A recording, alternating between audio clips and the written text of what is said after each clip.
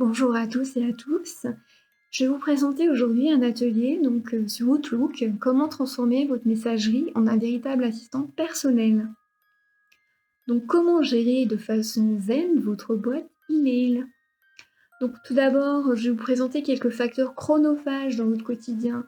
Il faut savoir qu'un salarié reçoit en moyenne 93 emails par jour et en envoie 38. Mais ce n'est qu'un des facteurs qui perturbent un petit peu son quotidien.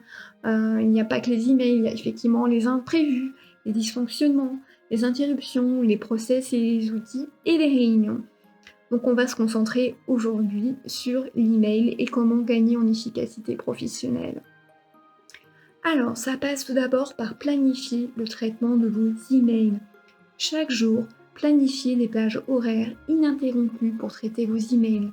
Idéalement, une le matin à votre arrivée pour traiter les demandes urgentes et une autre en début d'après-midi. Je sais que ce point va choquer certaines personnes, où on est dans l'ère de l'ultra-digitalisation, où on consulte sans arrêt nos emails, nos smartphones, etc.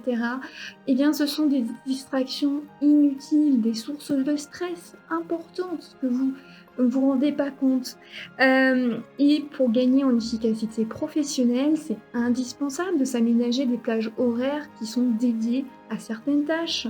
Vous allez gagner, il faut arrêter d'être tout le temps coincé à faire, être comme Shiva avec 1000 bras et se déployer sans arrêt, à faire plein de tâches en même temps. Vous n'êtes pas efficace professionnellement. Donc, la consultation systématiquement de tous vos emails est à proscrire. Donc, une fois de plus, il s'agit d'une distraction inutile. Alors, comment échapper à ce stress et à ces distractions inutiles? Vous pouvez paramétrer votre messagerie pour que les messages de certains expéditeurs émettent un signal sonore en créant une règle. Donc ça, c'est pour les personnes, on déroge à la règle. Mais ça, c'est vraiment, comme j'ai indiqué, idéal pour vos directeurs qui exigent tyranniquement une réponse immédiate à tous leurs emails. Donc vous ne réservez cette option qu'à certains expéditeurs. Vous savez qu'ils gèrent mal si les demandes ne sont pas traitées immédiatement, etc. Donc ça, c'est vraiment... vous pouvez pallier un petit peu à cette règle de ne pas consulter systématiquement les emails en demandant au Outlook d'émettre un signal sonore spécifique pour certains destinataire. Mais c'est un contournement à la règle qui doit rester une exception. Donc comment faire? Vous faites un clic droit sur votre message email, vous faites règle, créer une règle, vous cochez destinataire, donc voilà, vous sélectionnez le destinataire en question ou les destinataires en question et vous indiquez émettre un signal sonore, voilà, donc à chaque fois qu'il y aura un email de cette personne en particulier, il aura un signal sonore. Donc quand même, pour éviter toute source de stress inutile, autant essayer de changer le signal sonore qui vous est proposé par défaut, qui est le signal sonore de Windows. Vous faites parcourir et sélectionner un autre signal sonore plus doux. Vous pouvez consulter également des bibliothèques sonores libres de droit pour choisir un signal sonore plus approprié. Vous pouvez choisir un gong zen par exemple, qui sera un petit peu plus pour développer votre zen attitude, voilà. Alors, ce que je vous conseille vraiment pour éviter cette consultation systématique de tous vos emails, il faut supprimer la notification d'arrivée email. Cela distrait et crée une interruption inutile et une source de stress. Donc, c'est sous fichier, option, courrier, réception des messages et ensuite vous décochez. Vous décochez quasiment tout. Hein. Là, on voit à côté réception des messages. Donc décochez émettre un signal sonore. Afficher l'icône d'une enveloppe dans la barre des tâches et afficher une alerte sur le bureau. Si vous voulez quand même avoir une alerte discrète, vous pouvez modifier rapidement le pointeur de la souris. Voilà. Alors, une bonne pratique au niveau de la rédaction des emails pour gagner en pertinence, en efficacité. Alors, il faut indiquer donc un objet précis des emails. Un objet précis avec le nom du projet, de la mission, de la tâche, un call to action. Est-ce qu'un traitement est demandé? Est-ce qu'il faut archiver ou c'est juste un email d'information? Alors, indiquer le délai, la deadline. Donc, par exemple, là, je vais donner un exemple d'objet, éventuel d'un email. J'ai indiqué, bon, séminaire annuel, sélection prestataire, réponse demandée ce vendredi. Donc ça, c'est typiquement un email que vous pouvez envoyer à votre directeur pour demander de faire un choix parmi la liste des prestataires que vous avez présélectionnés. Vous lui demandez, bon, ben voilà, moi j'ai choisi tel lieu j'ai 2 lieux de séminaire, avec tous les critères, lequel, vous préférez et cetera. Voilà, il faut être, très didactique dans dans ces emails. Donc c'est bien sûr une habitude que vous devez transmettre à l'ensemble de vos collaborateurs et pairs. Un bon intitulé d'email, ça permet de faciliter le tri, le traitement, la recherche et de gagner en efficacité et en temps. Vos directeurs et collaborateurs reçoivent beaucoup d'emails. S'ils identifient immédiatement qu'une réponse est exigée avec une deadline, l'email sera traité en priorité. Alors, on va aborder donc de nouvelles règles, comment traiter rapidement vos emails. Donc, je vais vous introduire la méthode CAP. Donc, C comme classer, A comme agir et P comme poubelle. Donc, C comme classer. L'email contient des informations que vous devez conserver. A comme agir, l'email nécessite une action. Donc si c'est une action de moins de 5 minutes, il faut la faire immédiatement. D'où l'intérêt de prévoir des plages horaires pour consulter vos emails, parce qu'il y a quand même des actions immédiates qui sont requises. Action de plus de 5 minutes. Vous affectez une tâche et vous attribuez une catégorie et une échéance. P comme poubelle, voilà, vous devinez tout de suite le sens. L'email ne nécessite ni classement ni action. Donc, l'email n'est pas en lien avec un objectif professionnel, les informations qu'il contient sont accessibles par ailleurs, vous n'aurez pas en charge leur conservation, vous n'aurez pas besoin de le rayer. Un seul de ces cas vous autorise à supprimer directement ce mail. Donc, chaque jour, organisez et priorisez vos tâches. Transférez-les dans votre agenda pour les planifier et les réaliser. Ne conservez dans votre boîte email que les emails à traiter. Donc, on va voir l'option classer.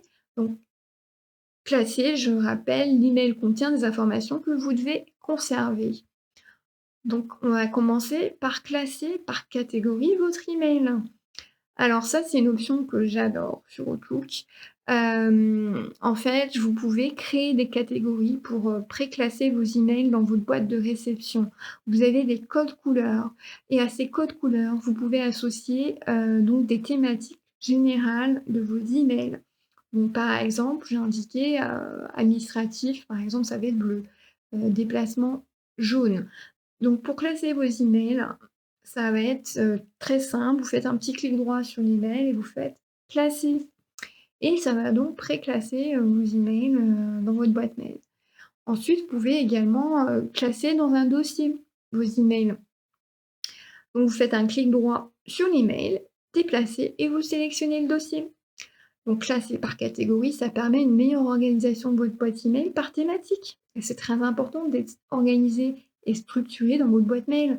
Vous ne pouvez pas conserver 1500 emails dans votre boîte email. J'ai vu beaucoup d'assistantes qui ont 2000 emails dans leur boîte et je n'ose pas imaginer comment on peut traiter 2000 emails. Vous n'avez pas 2000 dossiers à traiter. Pour moi, tout ce que vous avez dans votre boîte de réception, ce sont des dossiers à traiter. Si vous conservez dans votre boîte mail des éléments qui sont pour lecture, il vaut mieux les classer automatiquement, en fait, pour les lectures ultérieures. De toute façon, tous les emails qui n'auront pas été lus seront en surbrillance, donc vous saurez les éléments à traiter. Mais votre boîte mail doit être le reflet de vos capacités d'organisation, tout simplement. Alors, voilà, j'ai parlé des classements déjà automatiques des emails. Donc vous recevez probablement régulièrement le même type d'email, par exemple une newsletter. Donc pour classer automatiquement ce type d'email récurrent, vous pouvez les classer automatiquement avec une règle de classement. Donc vous faites clic droit, message, règle, créer une règle et alors, vous avez plusieurs options. il y a une option simple qui apparaît même dès que vous faites clic droit règles, on vous propose toujours déplacer les messages du destinataire nin et vous sélectionnez en fait le dossier correspondant. Voilà. Mais sinon, vous avez des, règles un peu plus complexes, donc vous créez une règle avec des paramètres, définis. Donc vous sélectionnez les options. Donc là, j'ai, indiqué donc la petite fenêtre «Créer une règle». Donc ça peut être un email avec un objet spécifique, qui m'est adressé ou à d'autres personnes. Vous pouvez, encore une fois, émettre un signal sonore, spécifique, ou déplacer l'aimant vers le dossier, mais vous avez également des options un peu plus sophistiquées, dans options avancées. Donc là, il est possible de paramétrer énormément d'éléments, donc ça peut être intéressant en fonction, de l'email. Mais dans le cas du newsletter, ça va être très simple, vous faites déplacer l'élément vers le dossier, voilà, si vous avez un dossier, newsletter. Alors on va passer à l'action maintenant avec agir. Donc si vous vous rappelez bien, si c'est une action de moins de 5 minutes, bah, vous la faites immédiatement. Comme ça, le dossier est réglé et ça vous évite d'avoir des micro-tâches qui sont un petit peu comme les squelettes dans le placard et que vous oubliez de traiter. Parce que c'est des micro-tâches, c'est pas nécessairement des tâches urgentes, mais bon, autant traiter, dans l'immédiat, ce qui ne demande pas de temps. Donc ce qui nécessite par contre plus de 5 minutes, de réalisation, il va falloir donc, que vous vous organisiez et donc, vous planifiez un traitement de ces emails. Donc il faut utiliser la fonction «Assurer un suivi» et affecter un délai pour traiter l'email. Donc vous faites un clic droit sur l'email, assurer un suivi, vous sélectionnez l'option, donc il va apparaître une petite fenêtre avec plein de petits drapeaux comme ça. Vous pouvez choisir aujourd'hui, demain ou personnaliser. Si vous choisissez personnaliser, vous allez avoir un petit calendrier qui apparaît avec, vous pouvez sélectionner les deadlines. Vous pouvez, si c'est personnalisé, il va vous demander de cocher si vous voulez un petit rappel. Vous pouvez effectivement ajouter un rappel avec une date de début, une échéance et une date de rappel. Ce qui est magique avec cette option, moi je suis très fan, c'est que l'email se transforme automatiquement en tâche. Il va apparaître sur le côté droit de votre boîte email. Donc, moi j'aime bien structurer en fait la présentation, de ma boîte mail. Donc en fait, sur le côté gauche, bah, apparaît mes dossiers, où j'archive, tous les emails, où sont classés automatiquement les emails, donc ma boîte de réception et sur le côté droit, en fait, j'ai mon petit calendrier qui apparaît, mes petits rendez-vous, bien sûr et toutes les tâches qui sont à traiter. Donc tout ça pour que le paramétrage, de votre fenêtre Outlook, soit au top. Vous allez donc dans Paramètres, Affichage, vous pouvez cocher barre des tâches, mais aussi calendrier, enfin tout ce que vous voulez, si vous voulez le même type de configuration que mon écran. Et volet du lecteur droit parce que sur le côté droit, mais bon, si vous préférez le côté gauche, voilà, il y a pas de souci. Vous pouvez paramétrer comme vous voulez. Ce qui est important, c'est qu'une fois que vous avez traité le dossier, l'email avec la tâche associée, il suffit juste de revenir sur l'email, qui était associé à cette tâche et vous faites un petit clic droit et marquez comme terminé et il y aura un petit encoche à côté de l'email. Le petit drapeau, va disparaître et ça va disparaître, de, votre barre des tâches. Bien sûr, je préconise de toujours classer, par catégorie les emails à traiter, comme on a vu précédemment, donc avec un petit clic droit sur l'email et classer avec les jolies petites couleurs. Je suis pas une licorne par hasard, j'adore les couleurs, voilà. Alors et le plus simple, donc poubelle, qui est à la portée de tous hein, et de toutes. Alors, je rappelle la règle, tout email qui ne nécessite pas d'être conservé, ne pas hésiter à utiliser l'option courrier indésirable pour bloquer un expéditeur et filtrer les courriers indésirables pour ne pas polluer inutilement votre boîte email. En plus, c'est une option utile. Vous savez que quand on conserve des données sur sa boîte email, ça stocke sur des serveurs, etc. Et c'est pas très bon. C'est un petit peu néfaste pour l'environnement, donc vous faites un petit geste pour la planète, donc c'est plutôt sympa. Donc comment faire? Vous faites un petit clic droit, courrier indésirable, bloquer l'expéditeur. Bon ça, je pense que la plupart d'entre vous, connaissent cette option, mais bon, il est toujours bon de rappeler un petit peu les bases. Alors, par contre, une autre option que je pense que peu d'entre vous, connaissent, c'est nettoyer vos conversations. Alors, vous me dites: c'est quoi les conversations? De quoi elles me parlent?» Alors, je suis persuadée, que dans vos organisations, il y a encore des personnes qui font des chaînes d'emails, que ce soit pour des sujets importants ou des sujets plus triviaux, comme, le choix d'un cadeau, pour un collaborateur pour son pot de départ et là vous vous retrouvez avec, 50 emails avec le même objet et vous avez plus à retrouver, dans tout le corps de l'email, toutes les idées. Enfin bon, voilà, c'est un peu l'enfer ce genre d'email. Fort heureusement dans mon organisation, il y a peu de personnes qui pratiquent ce genre de choses pas du tout efficientes. Mais je sais que ça arrive dans beaucoup d'organisations, donc je vous fais part d'une astuce qui est très utile pour pallier à ce genre, d'email où il est difficile de s'y retrouver. Donc là, je vous redonne la définition officielle, d'une conversation au sens de Microsoft. Donc une conversation est la chaîne complète de messages électroniques incluant le premier message et toutes les réponses, les messages d'une conversation, même objet. Donc c'est pour ça que j'ai préféré vous éclairer avec des exemples très concrets parce que c'est pas évident la définition de Microsoft. Donc le nettoyage de conversation évalue le contenu de chaque message dans la conversation. Si un message est complètement inclus dans l'une des réponses, le message précédent est supprimé. Donc ça permet de désencombrer votre boîte email et ça simplifie la lecture, des emails. Vous aurez vraiment ce qui est essentiel dans l'email, qui sera conservé. Donc comment faire? C'est pour avoir cette option magique, hein, qui peut vous simplifier la vie au quotidien. Alors vous allez, dans accueil, hein, dans l'onglet accueil donc, d'Outlook.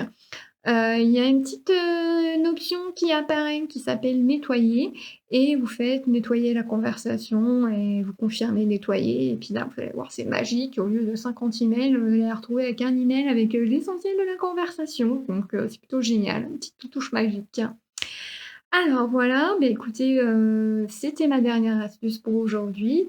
J'espère que vous avez apprécié, ce tutoriel, et que vous allez gagner en efficacité au quotidien.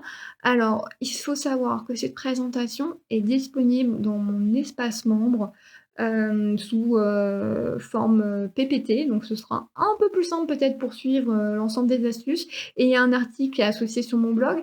Donc je vous invite à devenir membre bien sûr de mon blog et à visiter mon blog donc The Office Unicorn et dans l'onglet, Magic Tools, vous allez retrouver, l'ensemble de ces astuces. En tout cas, je vous remercie, beaucoup pour votre écoute et je vous souhaite une bonne journée. Merci, au revoir.